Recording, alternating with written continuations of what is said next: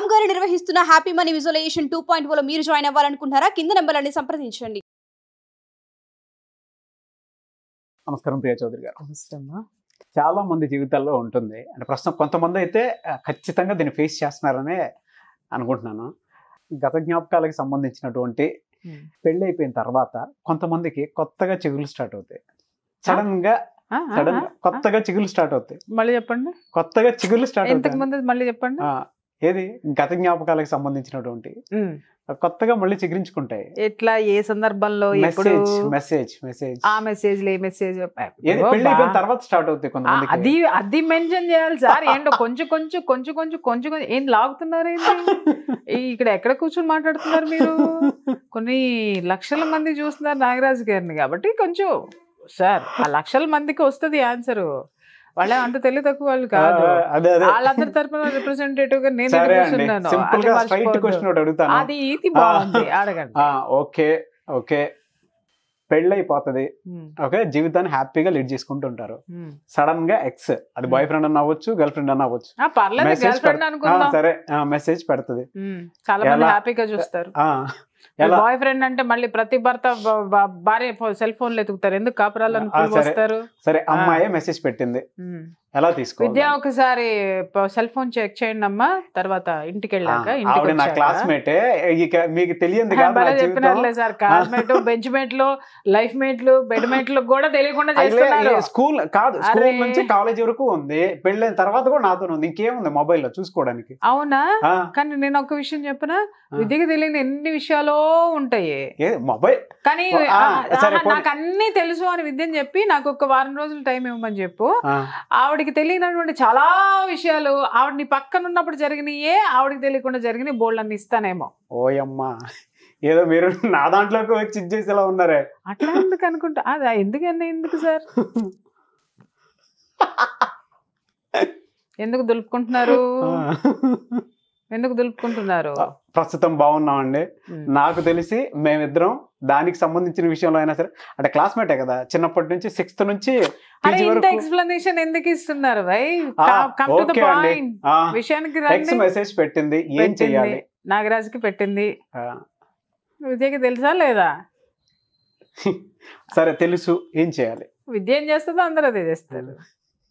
నాది కాదండి, నేను ఒప్పుకున్నాను కదా అని చెప్పేసి. లేదు, ఎప్పుడు సీరియస్ గా జరిగేటటువంటి ఇంటర్వ్యూస్ మరీ సీరియస్ గా జరుగుతుంటే జనాలకి కొంచెం బోర్ కొడుతుంది అని చెప్పేసి నేను కొద్దిగా ఆట పట్టించాను. ఏం కాదు, it is really serious matter. అంటే మీరు అన్నది మెసేజ్ అన్నారు. ఆ మెసేజ్ ఏ విధమైనటువంటి మెసేజ్? సింపతి, మళ్ళీ లైఫ్ని రీస్టార్ట్ చేద్దాం అనుకునే వాళ్ళు ఉంటారు కొంతమంది. అంటే పెళ్ళి అయిపోయిన తర్వాత కూడా ఆ ఫ్రెండ్లీ నేచర్ అయినా కావచ్చు, వాట్ ఎవర్, అది ఎన్నిటికైనా దారితీస్తుంది. నిజం అది, ఎన్నిటికైనా దారి తీయచ్చు. అది ఎమోషనల్ బాండింగ్ వల్ల వచ్చేటువంటి బ్లాక్మెయిల్ కావచ్చు. Might be. అంటే ఇక్కడ ఒక క్లారిటీ, అంటే క్లమ్జీ ఉండకూడదు క్వశ్చన్ ఎప్పుడు కూడా. ఏంటంటే ఒక మెసేజ్ వచ్చిందంటే ఆ మెసేజ్ ఏంటి? అవతల అమ్మాయి ఆ కష్టాల్లో ఉంది, నన్ను ఆదుకో అని వచ్చిన మెసేజా, లేకపోతే నిన్ను మిస్ అవుతున్నాను, ఇప్పటికీ మర్చిపోలేకపోతున్నాను, నీతో బంధం కొనసాగిస్తాను అనేటటువంటి మెసేజ్? ఏదో ఒకటి అనుకుంటే మనం ఆ ఒక్క దాని గురించి మాట్లాడాలి, లేదంటే కన్ఫ్యూజ్ అవుతారు జనాలు. ఆదుకో అనేటువంటి మెసేజ్ వస్తే అసలు అందులో అభ్యంతరం ఉండదు. ఎస్, ఎందుకంటే మనం చేయాలి. ఎందుకంటే ఒకప్పుడు స్నేహితురాలు కాబట్టి దాంట్లో ఎవరు తప్పు పడితే ఇంకా ఎదుటి వాళ్ళ ప్రారంభం, మనం ఏం చేయలేము దాని గురించి.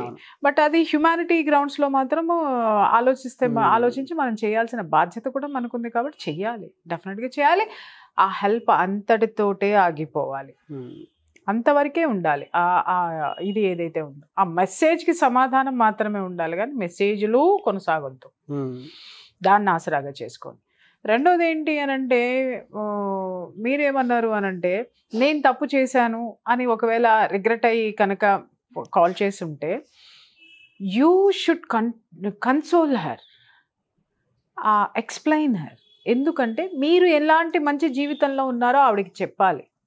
నాన్న, గతం గతః, నేను నీకు నచ్చలేదు, నువ్వు వెళ్ళిపోయినావు, అదే నచ్చని మనిషి ఇక్కడ ఉన్నాడు. ఏ కారణాలు నీకు నచ్చలేదో అదే నచ్చని మనిషి ఇక్కడ ఉన్నాడు, కానీ వేరే వ్యక్తితో హ్యాపీగా కాపురం చేస్తున్నాడు. నీకు నచ్చినటువంటి విషయాలు ఇప్పుడు నచ్చి నాతో వస్తాను అనంటే ఆ ఖాళీ భర్తీ అయిపోయింది. కాబట్టి ఇంకొకసారి ఇలాంటి ఆలోచనలతోటి నాకు ఫోన్ చేయొద్దు, అసలు ఫోన్ చేయకుండా ఉంటే ఇంకా నేను చాలా హ్యాపీ ఫీల్ అవుతాను అనేది మృదువుగా ఒక సమాధానము, ఫ్రెండ్లీగా ఒక ఇది. ఎందుకంటే వాళ్ళు రిజెక్ట్ చేశారు కదా. అవును, వాళ్ళు రిజెక్ట్ చేసినప్పుడు ఏ కోణంలో రిజెక్ట్ చేశారో ఆ టిక్కులు పెట్టి పంపించేయండి. వాళ్ళు దాన్ని తెలుసుకుంటారు. ఓహో, ఇతను నిజంగానే నా వల్ల నేను ఇంత బాధ పెట్టాను ఇతని మనసులో నేను లేను, నేను దీనికోసం పాకులాడడం అనేది మాత్రం కష్టం, అనవసరం అనేది విఘ్నత ఉంటే ఆలోచిస్తారు, మళ్ళీ మీ జోలికి రారు. అది పద్ధతి.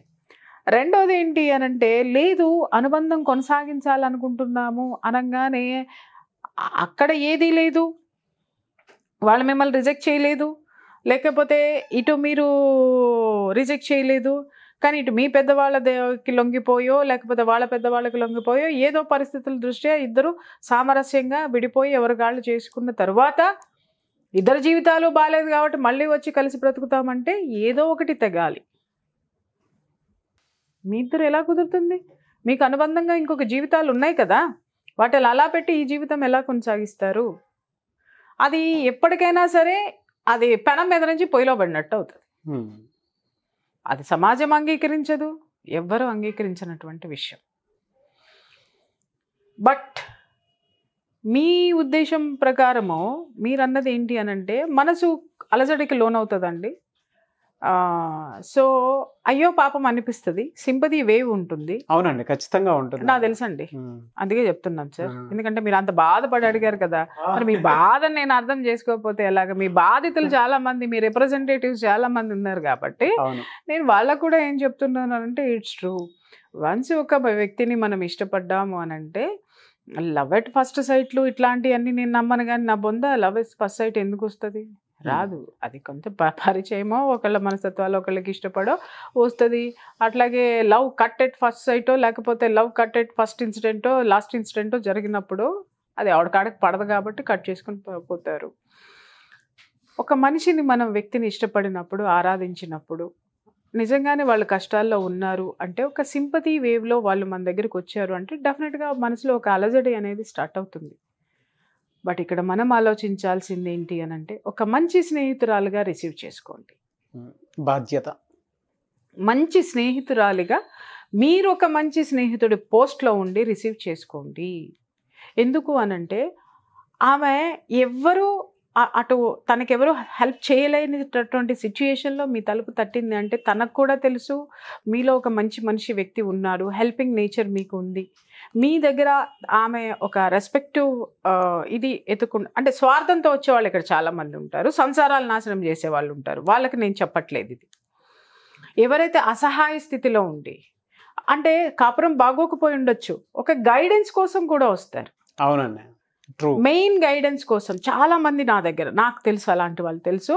వాళ్ళ జీవితాల్ని ఒక ఫ్రెండ్, ఆ ఫ్రెండ్స్ని చూస్తుంటే నాకు ఎంత ముచ్చటేస్తుందంటే, నాకు నిజంగా వాళ్ళని చూస్తే ఎంత గౌరవం అనిపిస్తుంది అంటే, ఆ ప్లేస్లో తండ్రిగా కనిపిస్తాడు, అన్నగా కనిపిస్తాడు, స్నేహితుడిగా కనిపిస్తాడు. అంత గొప్పగా నిలబడి ఆ సంసారాలను ఆదుకోవటం కానీ, వాళ్ళకి హెల్ప్ చేయటం కానీ, ఇంకా చెప్పాలి అనంటే ఆ సంసారం బాగోకపోతే అలా ఇంకొకటి తన భార్యకి విషయం చెప్పి నచ్చ చెప్పుకుని భార్యాభర్తలు ఇద్దరూ కలిసి ఆమెని ఒక ఒడ్డుకు చేర్చడము, వాళ్ళ పిల్లలకి పెళ్ళిళ్ళు చేసినటువంటి సందర్భాలు కూడా నాకు తెలుసు. వీళ్ళు బాధ్యతలు తీసుకొని చాలా అండర్స్టాండింగ్ నేచర్ అన్నమాట. అట్లా ఈ మీ యువతల వీళ్ళ మనసులో ఏదైతే ఉందో, వాళ్ళ పట్ల ఏదైతే ఉందో, మీ భార్య మిమ్మల్ని అర్థం చేసుకునేదైతే కనుక తనకు కూడా చెప్పి తన హెల్ప్ కూడా తీసుకున్నారు అనంటే హ్యాపీగా మీరు ఎటువంటి ఇన్హిబిషన్స్ లేకుండా, ఎలాంటి టెన్షన్స్ లేకుండా యూ కెన్ హెల్ప్ దెమ్.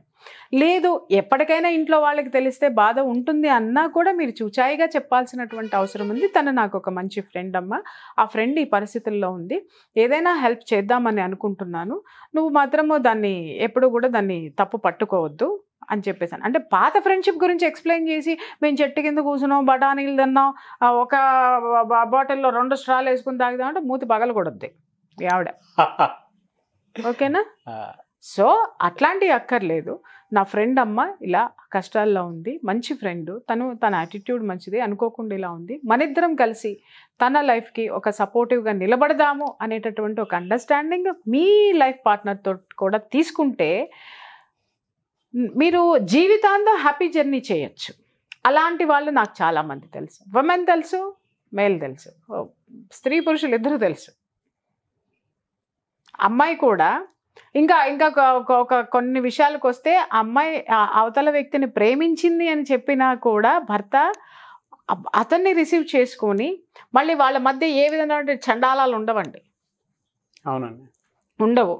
వీళ్ళు 1-2 సందర్భాల్లో హెల్ప్ చేసినటువంటి మేల్ పర్సన్స్ కూడా ఉన్నారు. సంస్కారం అంటారు దాన్ని. బాగా చెప్పారు.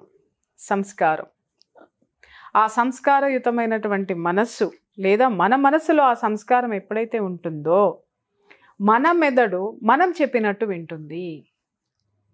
ఎలాంటి వికృతికి లోను కాదు, వికృతమైనటువంటి ఆలోచనలకి లోను కాదు. ఏదైనా ఆలోచనే మూలం సార్. సంసారాన్ని జీవితం కానీ సంసారం కానీ సుఖంగా ఉన్నా కష్టాల బారిన పడిన కారణం ఆలోచన.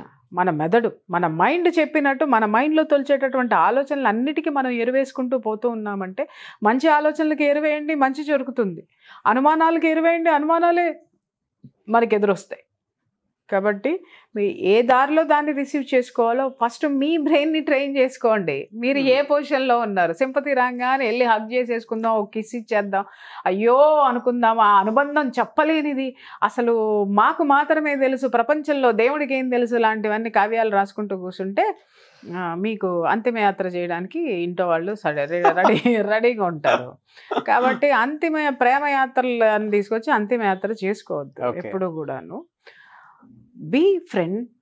అది ఎప్పటికీ ఎవరు దాన్ని ఆక్షేపించాల్సిన అవసరం లేదు.